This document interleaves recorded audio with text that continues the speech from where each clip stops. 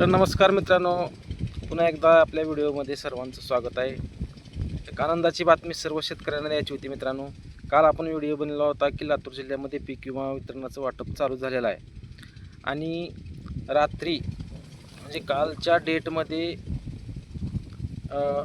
शासनाने 2022 पासून 2024 पर्यंत जे थकीत विमे राहिलेले होते ते सर्व विम्याचे GR काढलेत मित्रांनो. आपल्याला चिंता होती की कालच्या व्हिडिओमध्ये सांगितलं होतं की काय जिल्ह्याचे वाटप चालू झालेलं आहे, परंतु शासनाने अजून GR काढल्याची अपडेट नव्हती. परंतु कालच्या डेटमध्ये शासनाने GR काढलेला आहे. शासनामार्फत जो निधी विमा कंपनीला दिला जातो तो विमा कंपनीला द्यायचा निधी काल शासनाने GR काढून सुपूर्द केला आहे. त्यामुळे विमा कंपनीला त्यांच्या हिश्श्याचे पैसे शासनामार्फत पोहोचलेले आहेत. त्यामुळे आता आपल्या शेतकऱ्यांना आपल्या विम्याची रक्कम पुढील 2 ते 4 दिवसामध्ये प्रत्येक जिल्ह्याची शेतकऱ्यांच्या खात्यावर पडेल. कालच्या अपडेटमध्ये असं वाटत होतं की लातूर जिल्ह्याने जेव्हा वाटपाचं चालू केलेलं होतं की त्यांचं GR काढायच्या अगोदरच त्यांनी वाटप चालू केले असं वाटत होतं, परंतु कालची डिटेल त्यांना माहीत असल्यामुळे व GR काढल्यामुळेच त्यांनी वाटपास सुरुवात केलेली आहे. म्हणजे काल लातूर आणि नांदेड या जिल्ह्याचं वाटप चालू असल्याचे अपडेट आलेल्या होत्या, त्यावर मी काल व्हिडिओ बनवला होता. परंतु आता शासनानं जेवढे जे थकीत विमे राहिलेले होते त्या सर्व विम्याचे शासनामार्फत जी विमा कंपनीला द्यायची रक्कम होती ती रक्कम काल अदा केली आहे GR काढून. त्यामुळं आता विमा कंपनीला पैसे पोचलेले आहेत. त्यामुळे शेतकऱ्यांना पैसे टाकण्याचा मार्ग मोकळा झाला आहे मित्रांनो. आता याच्यामध्ये 2022 खरीप, 2022 रब्बी, 2023 खरीप, 2023 रब्बी आणि 2024 रब्बी आणि 2024 खरीप हे सर्व GR शासनाने काल काढलेत.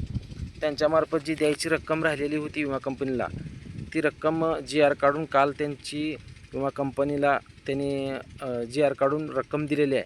त्यामुळे आता शेतकऱ्यांनी चिंता करण्याची गरज नाही. शेतकऱ्यांना आता पुढील 2 ते 4 दिवसामध्ये प्रत्येक जिल्ह्याचे विमा आपल्या खात्यावर पडेल. आणि ह्याची चिंता होती की काल लातूरचा चालू झाला आहे म्हणल्यानंतर इतर जिल्ह्याचे कधी पडणार असं प्रत्येकालाच वाटत होतं. परंतु आता विमा कंपनीने पैसे टाकण्यास सुरुवात केलेली आहे.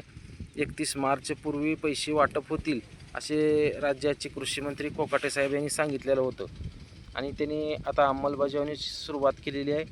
आणि मी म्हणतो 2 ते 4 दिवसामध्ये प्रत्येक जिल्ह्याचे पैसे शेतकऱ्यांच्या खात्यावर वर्ग व्हायला सुरुवात होतील. आता याच्यामध्ये अग्रिम रक्कम आहे की प्रतिकूल परिस्थितीची रक्कम आहे. अग्रिम म्हणजे 25% जे नैसर्गिक आपत्ती झाली म्हणून शासनाने 25% अग्रिम द्यावा लागतो, त्या पद्धतीची रक्कम काही शेतकऱ्यांना पडू शकते.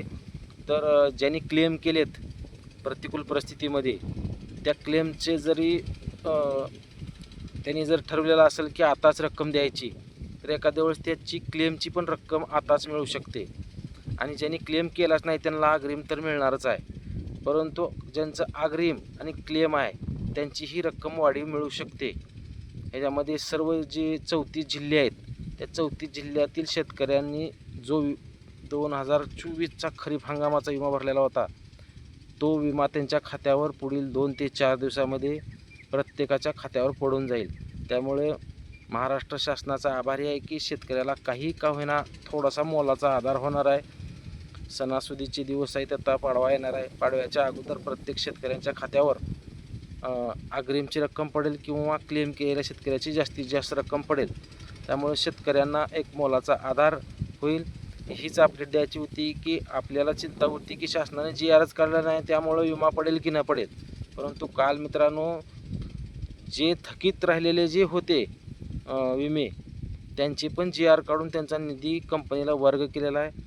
आता कसं आहे, प्रत्येक जिल्ह्यामध्ये वेगवेगळी कंपनी असल्यामुळे त्याचा निधी त्यांना पाठवला जाईल आणि त्या विमा कंपनीला शासनाचा निधी येताच लागलीच आज उद्या परवा दिवशी ह्या 2-4 दिवसामध्ये प्रत्येक शेतकऱ्यांच्या खात्यावर आपला खरीप हंगाम 2024चा विमा मिळून जाईल.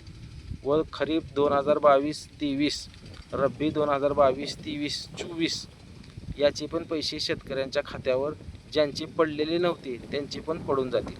धन्यवाद मित्रांनो. असं सपोर्ट करा आपल्या चॅनलला व लाईक करा, सबस्क्राईब करा व शेअर करा. धन्यवाद मित्रांनो.